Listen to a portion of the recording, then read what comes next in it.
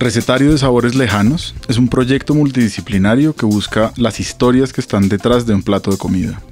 Comer es más que recargar energía, es una forma de comunicarnos y de invocar las angustias, la nostalgia y la esperanza que definen nuestras vidas. Cada receta es una ventana a un lugar de Colombia y a las ecologías materiales y simbólicas que allí se disputan. Este podcast reúne las conversaciones con las que construimos los relatos de cultivos, fogones y mesas. En este capítulo los invitamos a escuchar nuestra conversación con Alejandra Grillo y su trabajo de investigación en la hacienda Las Pavas en el sur de Bolívar, donde los campesinos llevan décadas haciéndole frente a grandes terratenientes. Yo soy Diana Ojeda, estoy con Pablo Guerra. Hola, ¿cómo están? Y con Alejandra. Hola, Ale, ¿te presentas? Hola, Diana. Hola, Pablo. Mi nombre es María Alejandra Grillo García. Soy antropóloga y abogada de la Universidad Javeriana. Llevo aproximadamente 4 años trabajando con una comunidad en el sur de Bolívar, conocida como la comunidad de la Hacienda de Las Pavas, los campesinos de la Hacienda de Las Pavas. Actualmente estoy trabajando como abogada en la Clínica Jurídica sobre Derecho y Territorio de la Universidad Javeriana y continúo trabajando con ellos de la mano. Yo creo que deberíamos empezar por la receta. Cuéntanos cuál es la receta que escogiste. Listo, Diana, pues te cuento que en las idas a Buenos Aires, el corregimiento de Buenos Aires, donde viven los campesinos de la Hacienda de Las Pavas, ellos siempre, o les pregunté por las recetas más preciadas para ellos, las recetas más especiales, los platos los más apetecidos, y ellos me hablaron de una receta en especial que es el sancocho de coroncoro. El coroncoro es un pescado que es muy famoso en el río Magdalena y hay muchas formas de prepararse, pero la forma que más les gusta a ellos es el sancocho, porque no solamente es el pescado, sino también es todo lo que lleva ese sancocho. Entonces es el bastimento es, ellos llaman bastimento a los acompañantes que tiene la sopa. Entonces la yuca, no sé, todo lo que le echan, las hierbas que las mujeres en sus huertas cultivan. Entonces el sancocho de coroncoro es esa receta que es muy preciada, que la cocinaban en situaciones o en fechas especiales. Y básicamente el problema es que lo fui a preguntar por las recetas más preciadas y resulta que esta receta tal vez ya no la comen, no la consumen porque el sancocho de coroncoro ya no, el pescado de coroncoro ya no está en la región. En ese sentido es una de esas recetas sobre lo que ya no hay, sobre lo que quedó destruido. No sé si nos quieres contar entonces por qué ya no hay. Sí, pues primero creo que hay que contarle a las personas que nos escuchan pues dónde está ubicada estos campesinos. Estos campesinos están ubicados, como ya dijimos, en el sur de Bolívar.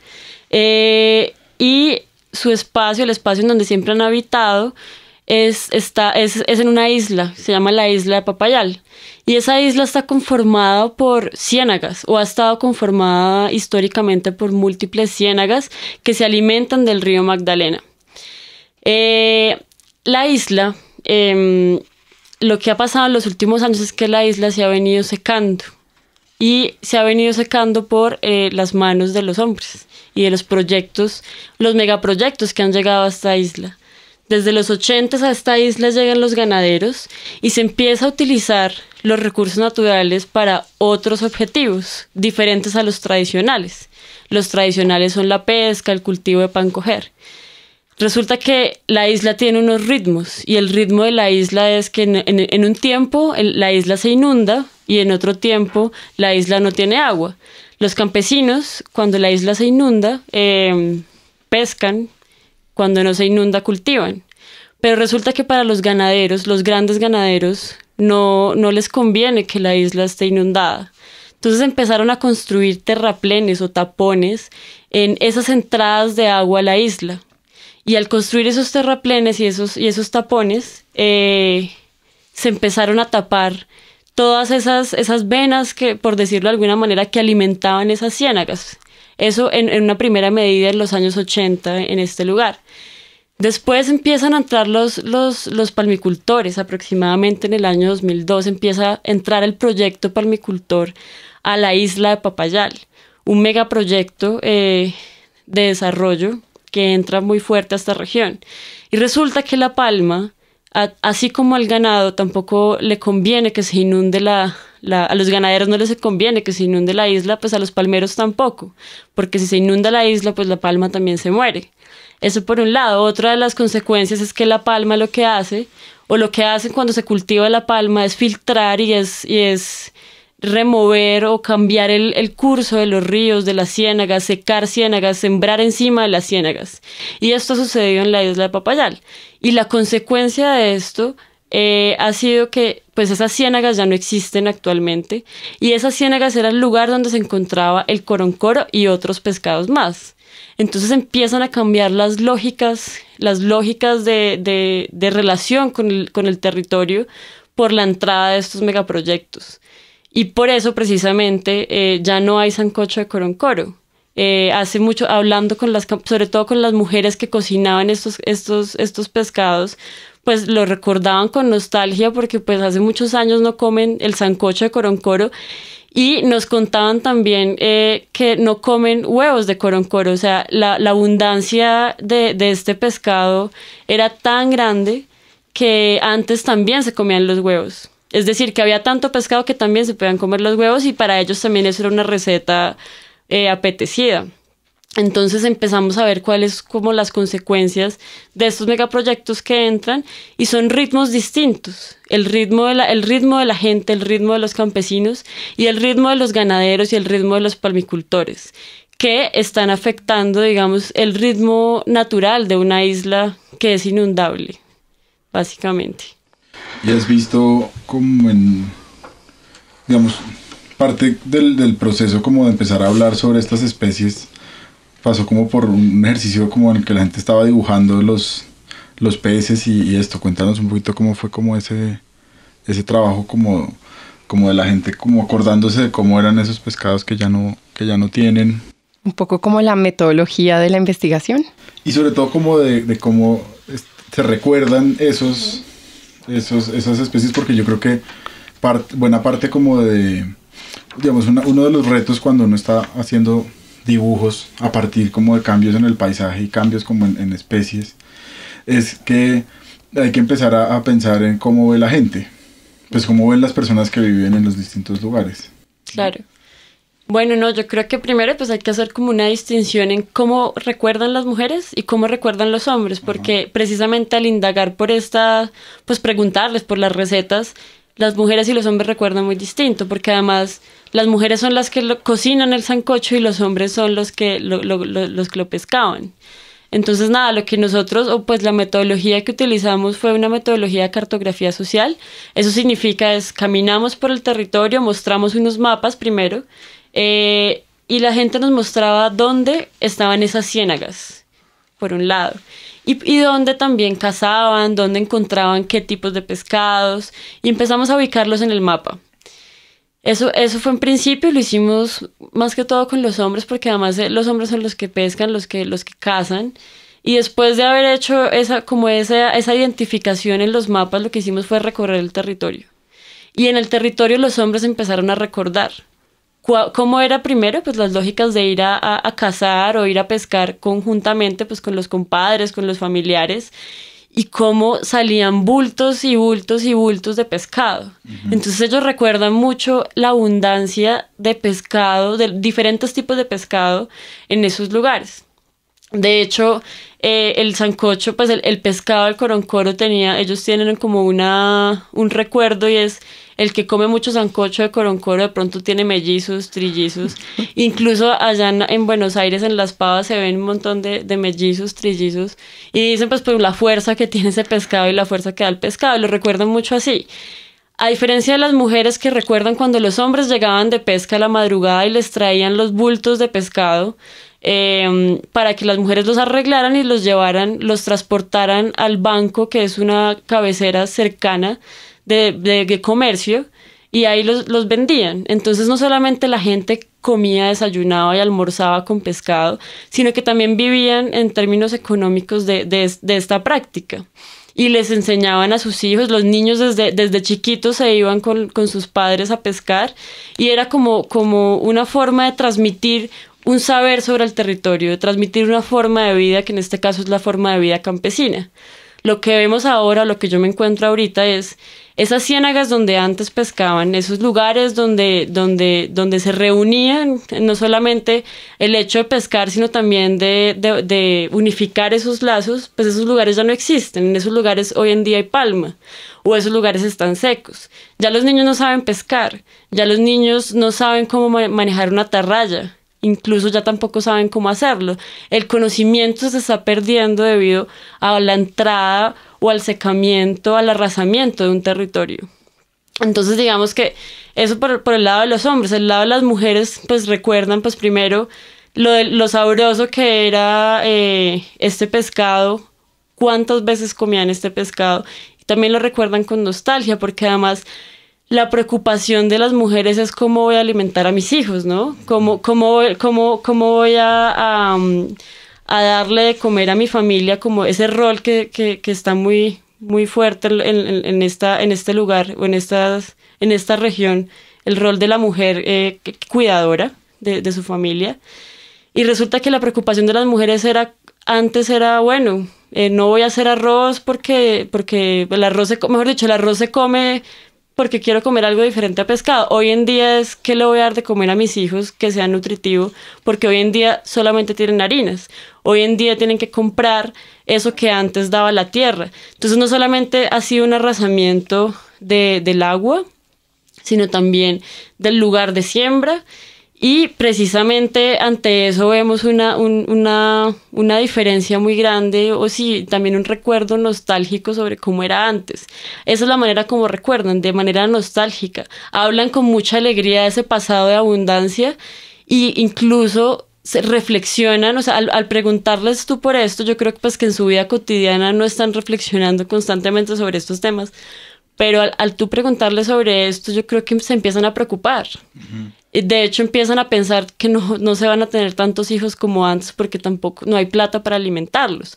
Cuando antes era la tierra la que les daba pues la comida para alimentar a sus hijos. Eso era lo último de lo que se preocupaban. Le voy a contar la historia.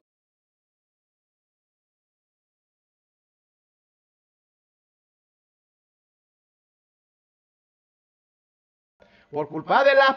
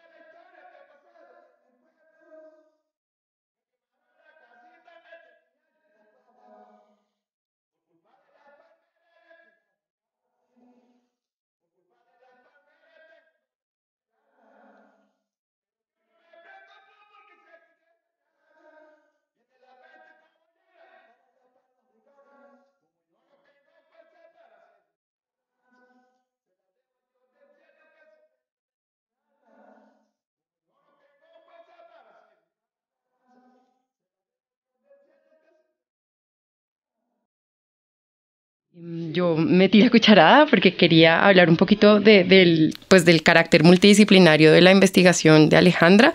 Pues ella es abogada y antropóloga y tiene como esa doble mirada. Y también trabaja con un equipo de ecólogos. Entonces, cuando ella decía nosotros íbamos, se refería a 2 ecólogos, Elías Elo y Adriana Beltrán, que ambos pues son muy buenos en hacer como este tipo de estudios socioecológicos y demostrar que lo que se pierde con el despojo, con el desplazamiento forzado, pues es mucho más grande que simplemente el predio, el pedazo de tierra. Y creo que esa es una de las discusiones interesantes que tiene el libro. Quería señalar también otras de esas discusiones que trae la receta y que creo que atraviesan temas del libro. Uno, pues es eso de que la abundancia y la escasez no se pueden pensar solamente como desastres naturales o como efectos de fenómenos naturales, que hay que pensar las sequías, y en este caso también las inundaciones como efectos de procesos que son claramente políticos, que tienen que ver, como decía Alejandra, con el efecto del ser humano. El otro tema que es muy interesante es esa relación entre tierra y agua. Acá se pierde el agua cuando empieza a sacársele tierra al agua, ¿cierto? Lo que nos contaba Alejandra de los tapones, de los terraplenes, de cómo son necesarios para proyectos de gran escala, pues agronegocios de ganadería y de palma. Y creo que eso es muy interesante. Lo que quería preguntarle a Alejandra es un poco cómo se da este proceso de destrucción de la forma de vida campesina en Las Pavas. Si nos puedes contar un poquito como del conflicto específico que se vive ahí.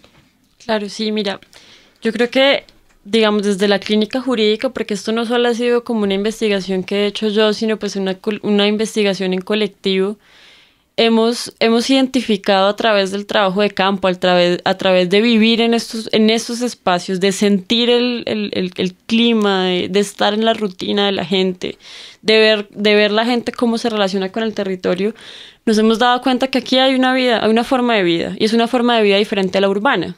Es una forma de concebir el territorio diferente a la urbana. Y el arrasamiento de esta forma de vida, pues primero pues uno tendría que definir pues qué está entendiendo por forma de vida campesina, y básicamente es un relacionamiento especial con el territorio. Los campesinos conciben y se relacionan con el territorio de una manera determinada, de una manera donde el territorio es el que los autoabastece, donde el territorio no solamente es el lugar en el que se les saca en términos económicos, sino es el lugar donde han construido su vida, su proyección, donde además su familia también, el trabajo campesino es un trabajo también de la familia, ¿no? De los niños, los jóvenes, ayudan a sus padres y finalmente pues pensar como una finca donde se produce económicamente, pero también en donde se produce una vida, se producen unas costumbres, se produce una rutina. Y lo que nos hemos dado cuenta es, primero, los límites del derecho, en este caso, para pensar el arrasamiento de un territorio.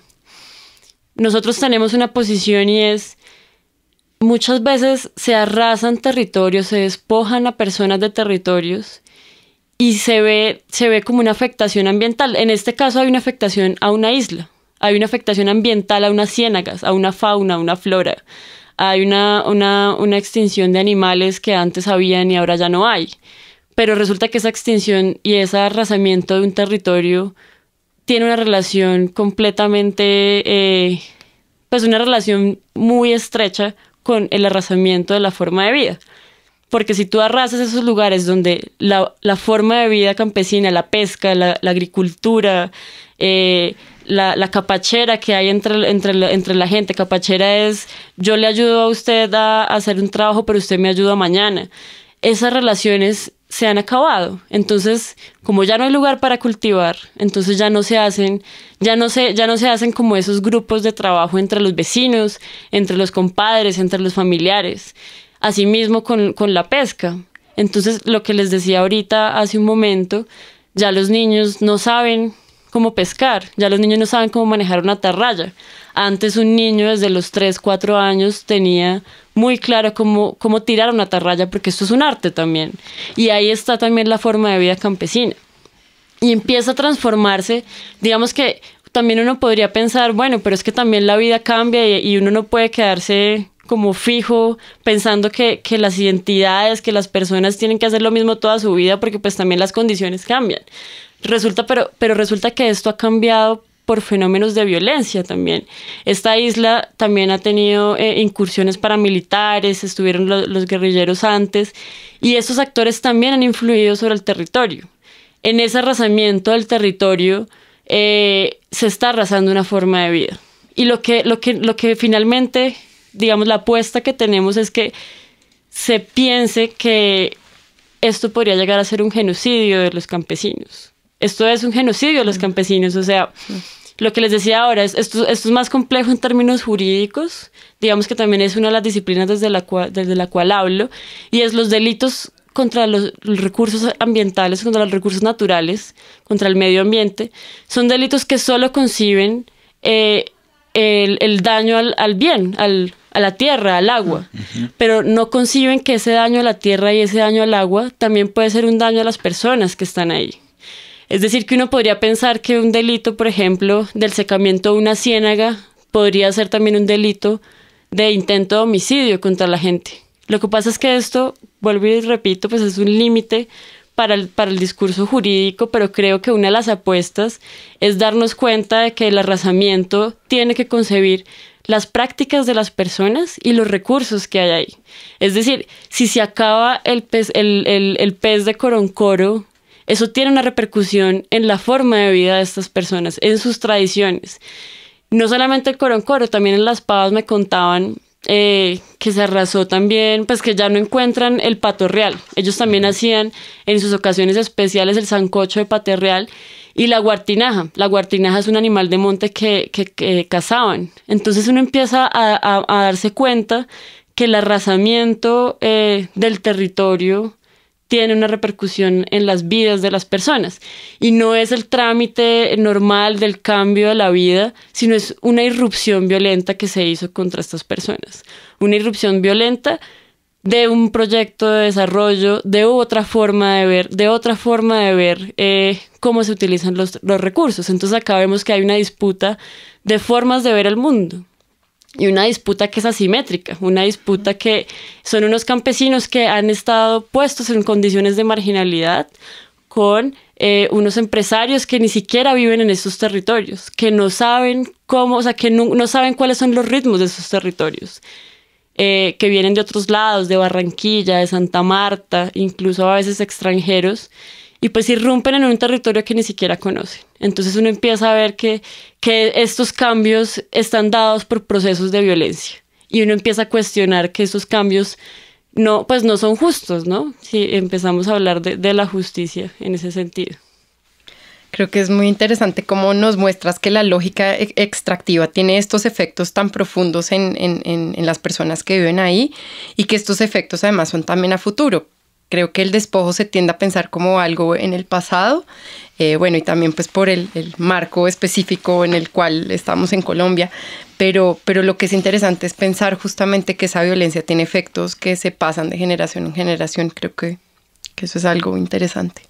Sí, y además es como que, claro, o sea, no solamente se corta pues como con toda la viabilidad de la forma de vida de los campesinos, sino que además en muchos casos terminan siendo satanizados como si fueran ellos los que están depredando el ambiente o como si fueran ellos los que no entienden cómo plantear un proyecto productivo o este tipo de cosas, que en realidad pues es absurdo, ¿no? Sí, yo quería comentar eso que me parece interesante de cómo tú hablas de esta forma de vida campesina. Es casi como algo que no se piensa como propiamente campesino, casi como que los campesinos no se entienden como en relación cercana con sus territorios, no se piensan necesariamente como personas que tienen vidas colectivas y que esa relación con la naturaleza es una relación estrecha y particular. Creo que por algo que también ya habíamos discutido en un capítulo anterior, las gafas del multiculturalismo nos hacen pensar que es que los campesinos simplemente están ahí como por sacarle el jugo a la tierra y ya, y lo que vemos en nuestras investigaciones, en nuestros trabajos una y otra vez es que esas relaciones estrechas con la naturaleza, con el territorio, con los animales, con el monte, son mucho más ricas de lo que digamos se admite en narrativas oficiales. Y creo que uno de los puntos pues es lo que mencionaba Pablo, que es central, y es que los campesinos usualmente se entienden como depredadores del medio ambiente, como destructores, y eso es algo que creo que la receta que nos traes muestra muy bien. Y es que sí, el pescado no se acaba porque esta gente no conozca los ciclos de reproducción, por ejemplo, del coroncoro, o porque no sepa cómo se cuida el agua, sino que justamente es como esa sí, lógica extractiva lo que termina acabando con el pescado en esa zona. Sí, yo creo que esa discusión es interesante ese debate porque finalmente es un debate sobre si hay o no hay una identidad campesina y muy como en la coyuntura de nuestro país en el que, por ejemplo, los indígenas están reconocidos como y los negros reconocidos como sujetos de especial protección porque nos hemos montado también o los hemos montado a ellos en los discursos pues desde que hay una relación especial con el territorio. Yo creo que en cuanto a los campesinos y específicamente los campesinos de las Pavas, sí que hay una relación especial con el territorio. Tal vez no es esa relación romántica que también son unos discursos que se crean desde unos centros con unas intenciones políticas que tienen mucho sentido, pero sí que hay una relación especial y no solo una relación especial, sino un conocimiento sobre su lugar, sobre su territorio. Y yo creo que hay que empezar a reconocer ese conocimiento, que no es el conocimiento académico, técnico, al que estamos acostumbrados a valorar de una manera, pues de una mejor manera, es otro conocimiento. Y es ese conocimiento que, por ejemplo, se está perdiendo. Y eso es una forma de decir, aquí hay una forma de relacionarse distinta. Estoy segura que los campesinos de las Pavas no ven la tierra como solamente una manera, como el lugar en donde extraen el dinero para poder sobrevivir o extraen los productos para poder comer. Tampoco creo que lo vean como se ha construido el discurso pues, de los indígenas como la madre tierra, pero sí hay una relación específica y sí hay una relación diferente a la que tiene una persona como yo que vivo en la ciudad y que nací y crecí en la ciudad, a una persona como ellos que tienen sus relaciones con el territorio, que tienen un conocimiento sobre el territorio y creo que lo que ha hecho la modernidad o lo que ha hecho este proceso o este modelo de desarrollo es desvalorar ese conocimiento.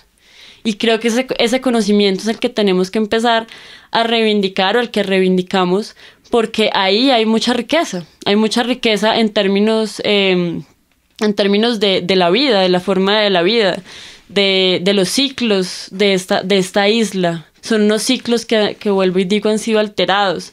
Son unos ciclos que no son comprendidos por aquellos que sí están extrayendo de esos territorios con un interés únicamente económico, que son estos proyectos de La Palma, que son estos ganaderos.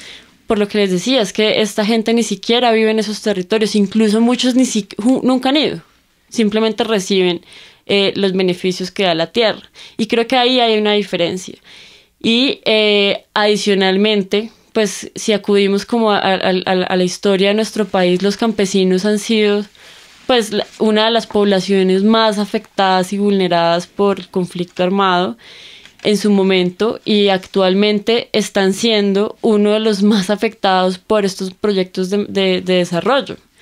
Entonces uno empieza a pensar, además de que hay un conocimiento específico sobre la tierra, especial sobre la tierra, también hay una trayectoria histórica de vulneración de estas comunidades.